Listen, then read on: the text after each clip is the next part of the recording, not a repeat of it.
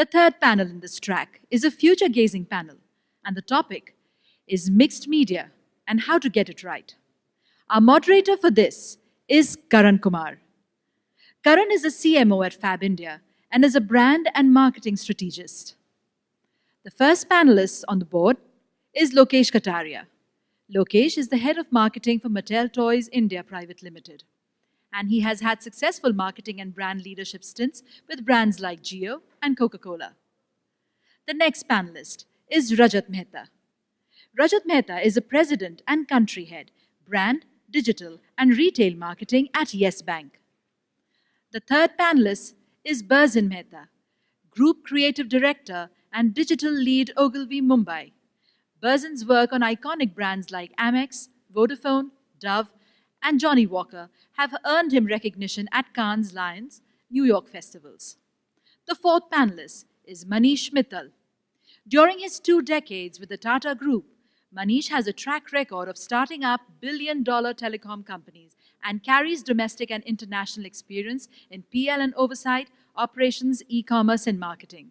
Ladies and gentlemen, my pleasure to invite all the moderator and the panelists on the board for this track. Good afternoon and welcome to this session. My name is Karan. I think all of us have been adequately introduced. We have a very interesting mix of people here today, from one of the largest retailers in India to somebody who sells toys to children, perhaps even parents. Yes. And of course, one of the more evolved creative minds who makes campaigns and does create all the marketing stories that all of us use to pitch our products and services when it comes to audiences. What we want to focus today as part of this session, though, is this entire proliferation of media options that we have. And when you look at the media options that one deals with today, some conventional, some new age, you're looking at really a rather large mixed basket. How do you deal with this entire mixed basket of media options and choices do you have? How do marketers look at working with the options that we have, evaluating which platforms to prioritize or deprioritize when they're making their allocations and marketing spends? And importantly also to figure out how you track the delivery of each one of these platforms. The media choices that you've made, how do you think they deliver on the results that you've set as KPIs for each one of them? Take that conversation forward. I'm just going to open up this discussion with, opening comments on what everybody's interpretation of mixed media as an environment, as a context is. And we can from either side. Burzin? Yeah. So I've always looked at it as a creative director from the creative lens. So when you're looking for an idea, you're not thinking media, you're thinking idea. And it's only after you get an idea that you actually look for the medium. Once you have an idea, you're looking for a medium that most powerfully or effectively brings alive that idea. And that inevitably becomes your lead medium. Once you got your lead medium, you then look for other media based on the objectives of the brief or what the campaign aims to achieve. What we generally do is, once we know which media we want, what ideally should be done is identify what the virtues of each medium is, because each medium has its own virtues, and then create an idea that is fitting to that particular medium. A lot of times what brands tend to do is they have an idea and then they either tend to plaster it or duplicate it or somehow modify it and replicate it across media, especially in social media. You take something that's on Facebook and you do pretty much the same thing on Twitter and on Instagram. That's not ideally the way it should be done. Each of the platforms on social media have their own virtues. So think of something that's native to that particular platform. That's how I would approach the media part of it. Does this make any difference to how you develop creatives? Obviously, when you're going onto the medium, you have to develop a piece of creative for that particular medium. For example, if you're doing something for Instagram, you are thinking Instagram. You're not thinking, this is my idea, how do I plaster it onto Instagram? Because Instagram is a medium in itself. So you're obviously thinking for the medium. And can I just push you and ask you, do you think clients and brands have evolved to understand that there needs to be customized creatives for each platforms and only then those creatives work? Yes and no. There are clients that are more evolved than others. There are lots of clients who are kind of in between. But yes, we do have clients who say that, yeah, treat the medium the way it's meant to be treated. And then you also have clients who say, yeah, you know what, we got an idea, just plaster it all over. So, yeah. Super, super. Lokesh, your thoughts? Mixed media? Uh, I think from a marketeer's perspective, the biggest challenge that my team and I face is when you go out there, the media consumption habits have changed a lot. And as a marketeer, you don't only need to know what your consumer is about, but also how she or he consumes the media, because that is where you're going to build the brand affinity and the performance metrics of the campaign. So what we've seen is over the year, there is no perfectly right recipe or a mix wherein you can say I'll do 30% digital, 70% physical, or I'll do a 20% digital.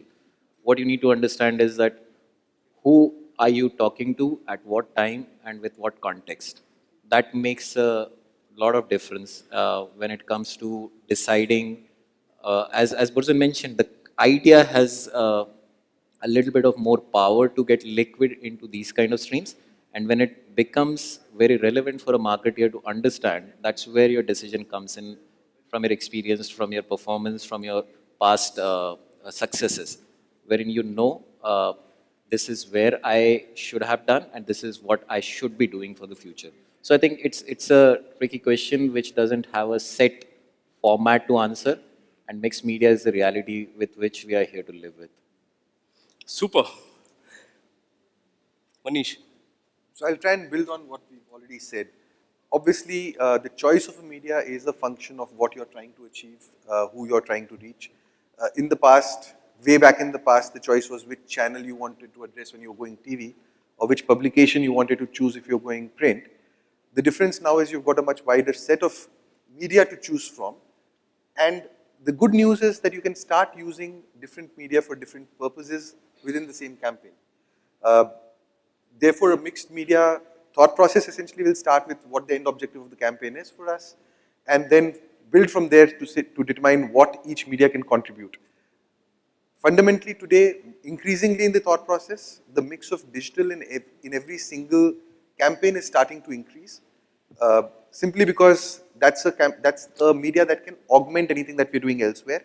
And digital by itself need not always be a channel that you're spending on, simply because you have your own assets that you can also leverage when you're talking digital media. Our own website, our own apps can serve to deliver a certain communication to the customer and augment the experience you're creating for the customer through the campaign. So, would there be certain campaigns perhaps that you would have worked on? And Maneesh heads omni-channel for Shoppers Stop. Would there be certain campaigns that you worked on which have primarily focused on one media platform more than the other, given the kind of specific requirements that you mentioned right now? Sure. So, typically what we've done in the recent past at least, I mean, one can go back in time, but if one refers to more recent cases, anything that we've done in any of the traditional media, print or otherwise, we've normally augmented it with support in the digital media as well, simply because the target audience, the consumer of Shoppers Stop, is essentially consuming digital at all times, any which ways. Given that it doesn't make sense for us to lose sight of that reality.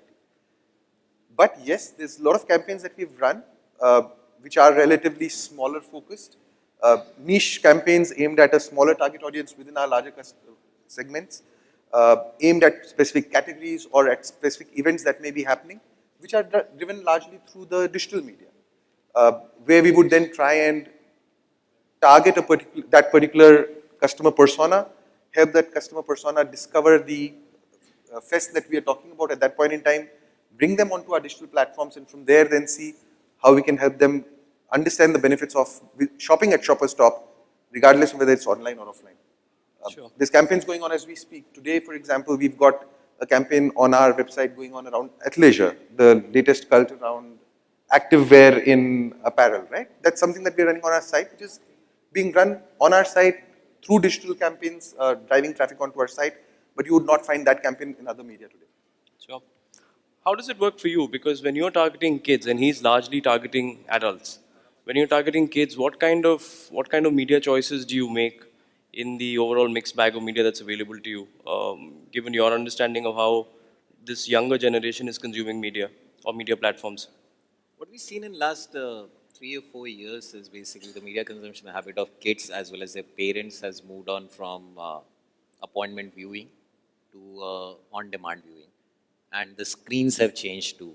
Earlier, if there were siblings in the house, they would sit together and watch the TV or the favorite cartoon program or the game show.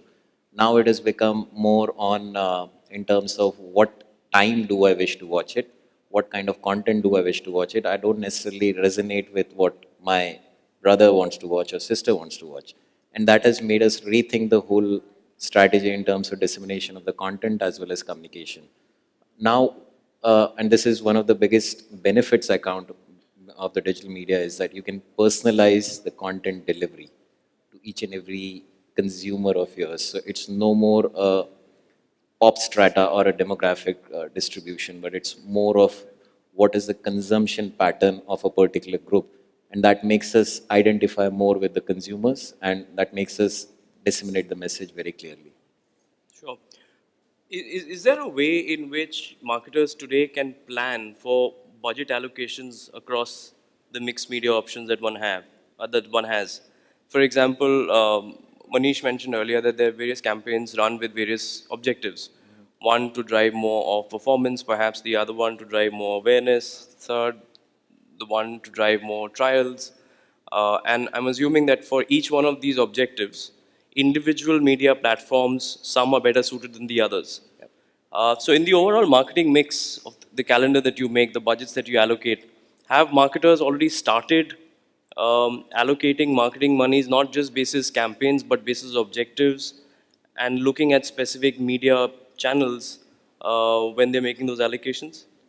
I think yes. Now the template has pretty much evolved, and the metrics of measure or the measures of success have moved on from awareness GRP TRPs to performance measures of click-throughs and conversions, wherein you have more insights towards the consumer's mind, and that has driven a lot of structured planning in terms of budget.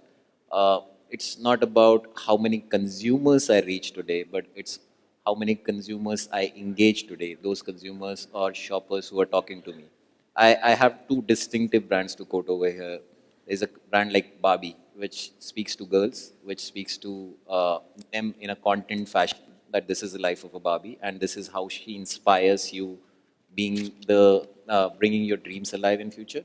And then there is Fisher Price, which talks about what is the joy of being motherhood, the best possible start.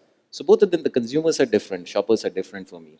And when I say if I have to communicate for Fisher Price, I know I am more heavy on digital because I have to be the friend of that mom and she has to have a lot of conversation in terms to understand how she can be a best mother. But for the girls, it's more of like, how do I inspire her? So I tend to bring in more traditional as well as conventional as well as digital media, while for Fisher Price, it will be more digital.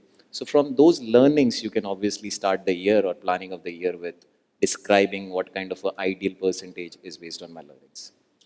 Burzin, are clients as clear as Lokesh is right now when they come to you with briefs on various campaigns, that this campaign is supposed to be a reach campaign for XYZ platform and therefore we will measure the success of the creative and its performance in this manner, versus this is supposed to be a performance campaign and therefore the creatives that you need to develop need to be driving an altogether different agenda.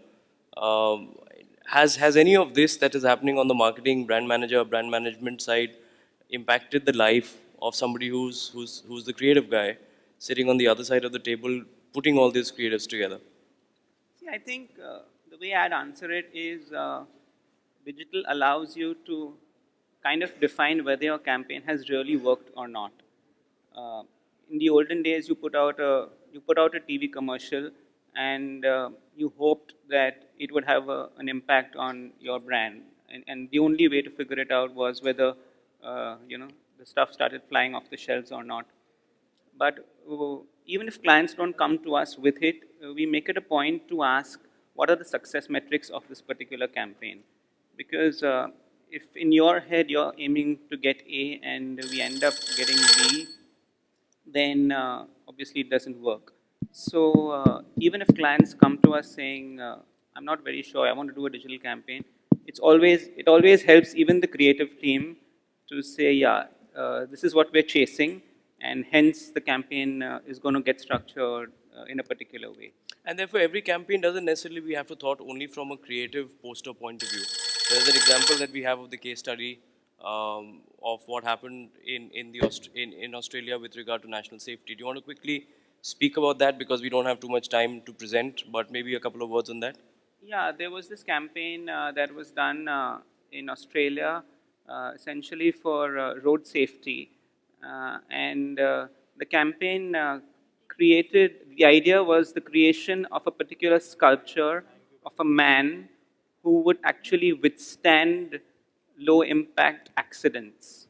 Now, the same client, the Transport Authority or Commission of Australia, is extremely successful, having created a whole lot of TV commercials on it, and they said we need to approach this whole thing differently. So they created somebody called Graham, and Graham was the superhuman who was created in a way that could actually withstand shocks. And he became part education tool, part sculpture, and he was an exhibit. The way they did it was they opened it up at an exhibition gallery. Then they took Graham around different universities and schools to show children that this is the sort of person that you would have to be able to withstand an accident. They created a video around it. They created a whole website around it, which would then tell you, you are not going to be Graham, so it's better to take care of yourself when you are driving. So a lot of campaigns have been done for road safety, but this was a completely different way in which the idea became the medium in itself. Yeah, I think that's a great point, because the point being made here is that when you think of campaigns, you think of campaigns in a very conventional manner. Creators are developed for newspaper, print, television, internet, digital, social. But here, the mainstay of the campaign was actually a sculpture, and how that sculpture was taken around as part of installations, exhibitions to spread the word, which was extremely different from how typical road safety campaigns would have been done in any part of the world before that. So that's an interesting point. Just to summarize now, I think, because we're pretty much out of time, I think some thoughts that I've kind of picked up with the conversations that we've had is, one is that the idea continues to remain the champion. So you crack the idea which needs to solve the marketing problem that you have, and your choice of medium comes secondary and only after that. The second is this entire discussion that one needs to seriously have of, do you want to just reach or do you want to engage? Because campaigns and media platforms for reach could be very different from campaigns and media platforms for engagement. The performance metrics are different for both those, and therefore you need to be very clear about that, and marketers need to have that very clear definition of the objective of the campaign. And finally, I think it's important to realize, I think something that I guess all of us had consensus at, right when we began, that there is no one formula on getting a mixed media campaign right. You know, there is unfortunately, for any young and budding brand managers in this room, I don't see too many, but maybe there are some, there is no formula. It is extremely customized and individual in terms of the requirements that each campaign needs to serve. And your choice of media and media platforms, recognizing how each one of them is unique in its capability, each platform is unique in its capability, needs to be made on largely the objectives that you have for the campaign. I think with that, we'll close this.